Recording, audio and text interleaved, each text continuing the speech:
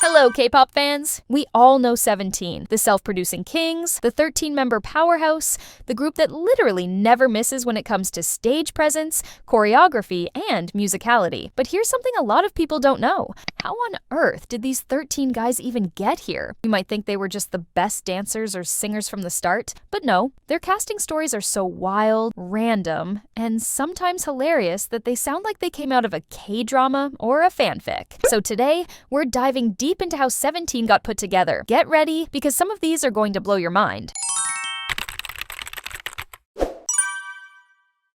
Let's kick it off with the leader himself, S.Coups. This guy, who's now basically the face of 17's leadership, wasn't even planning on becoming an idol. One day, back when he was in school, he was supposed to go to soccer practice, but he really didn't want to. So what does he do? He jumps over the school fence to skip practice and escape. And bam! Right at that moment, a Pledis casting manager saw him. It's almost like fate was waiting for him to skip practice. At first, S.Coups didn't even take it seriously. His dad told him, "Don't fall for it, it's probably a scam."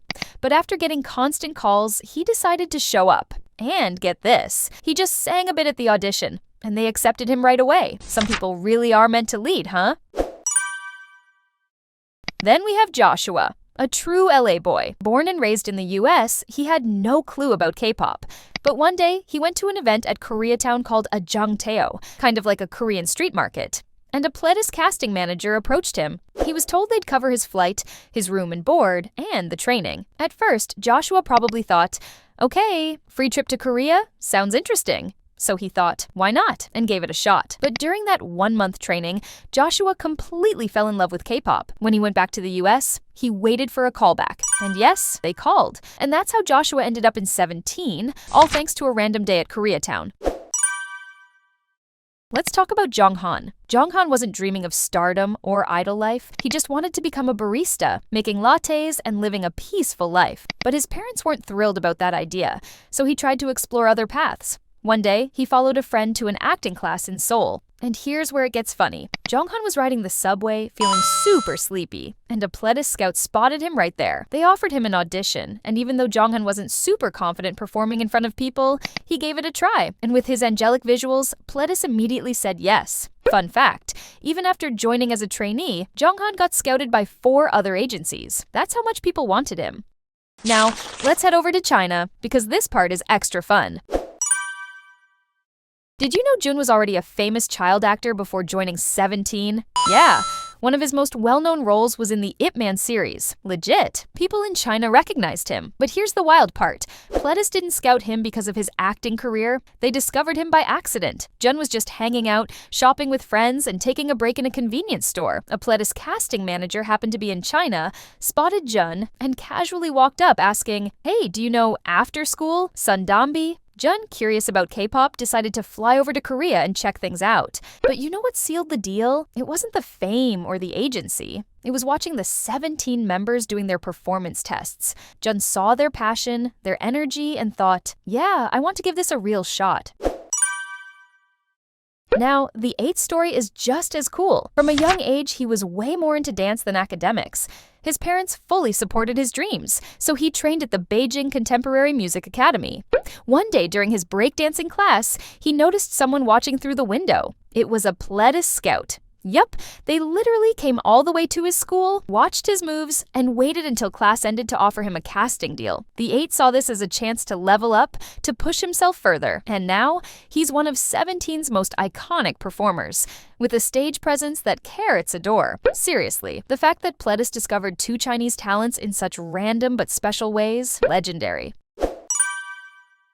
Now, let's talk about Hoshi, 17's performance team leader. Hoshi wasn't just talented, he was determined. Inspired by SHINee, he formed a dance crew called Deep Blue, just to strengthen his audition application. He kept entering and winning dance contests. One day, a Pledis scout spotted him at a contest and bought him ice cream to offer him a casting deal. But here's the kicker. Hoshi's relative had already met the scout by chance and had sent over photos and videos of him. Talk about the universe setting up opportunities.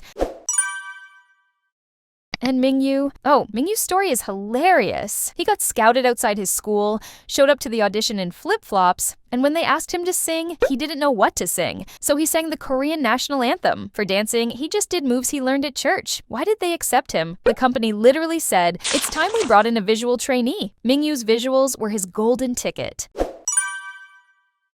Seungkwan's story is also wild. Did you know he was discovered through something called UCC? That stands for User-Created Content. Basically, homemade videos people post online, like YouTube clips. Here's what happened. Seungkwan was performing at Jeju Island's Youth Song Festival, and his art teacher, completely blown away by his vocal talent, filmed a video of him on the spot. The teacher suggested they upload it online as UCC, and literally the next day, Seungkwan got a message from a Pledis casting manager. Yup, that's how fast things moved. His raw talent was undeniable, and thanks to one teacher's quick thinking, he landed a spot at Pledis and eventually became Seventeen's main vocal and one of their funniest, most beloved members. Honestly, what a legendary right place, right time story.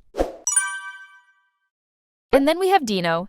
From a super young age, Dino was surrounded by dance. His dad was a professional dance teacher. Dino grew up learning moves, watching choreographies, and in elementary school, he watched a Michael Jackson video that changed everything for him. That's when he decided, I want to become a dance singer. With the dance crews from his dad's school, Dino started competing, and not just locally, but dominating dance contests all over the country. At one of these contests, specifically Jeonju's youth dance contest, a Pledis casting manager spotted him, recognized his insane talent, and offered him a casting deal on the spot. And let's not forget Vernon, aka Vercaprio, because, let's be real, his visuals are that legendary. At first glance, you might think Vernon looks like some cool New York guy who brunches in Soho, but he's actually a Korean member who's lived in Korea since he was 5. From a young age, Vernon was super active on TV shows, thanks to his adorable face and charm. But here's the funny twist. All that childhood TV work didn't land him an idol contract. Instead, Vernon confidently auditioned on a show called Made in You, but he got eliminated pretty quickly. And here's where fate steps in. One day, after school, Vernon was just about to hop on the subway home when a Pledis casting manager spotted him, right there at the subway station. They approached him, gave him a casting offer, and that's how Vernon's idol journey began. At this point, it feels like Pledis scouts were everywhere, but 317 members fought their way in through official auditions, and their stories are just as legendary. Woozi, 17's genius producer. He joined through Pledis' open audition, beating the odds with only a 1 in 300 chance of passing. And get this, he wasn't even auditioning because he was desperate to debut. He just wanted to test his own skill level, but his talent was so undeniable, he passed on his first try. Honestly, Woozi's mind, unmatched. Then we have DK, 17's bright and happy main vocal. At first, DK wasn't even aiming for idol life. He fell in love with rock music after watching a performance by famous Korean rocker Yoon Do-hyun. But his vocal academy teacher saw his potential and encouraged him to audition for an entertainment label. Thanks to that push, DK auditioned for Pledis and passed. I think we all owe that teacher a huge thank you, don't you? Finally, there's Wonwoo.